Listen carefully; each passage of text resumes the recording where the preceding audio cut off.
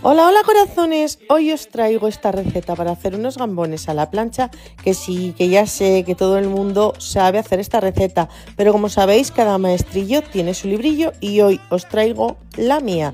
Para ello vamos a necesitar lógicamente unos gambones y un poquito de limón. Cuando tengamos la sartén ya bien calentita vamos a poner un chorrín de aceite, que no lo vais a ver, y un poquito de limón.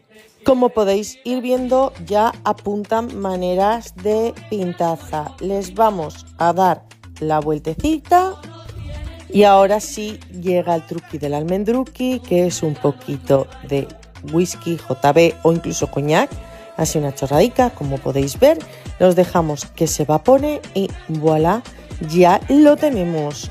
Para mí esto, pues una cena, un aperitivo, cualquier momento que se os antoje, así que nada, que aproveche.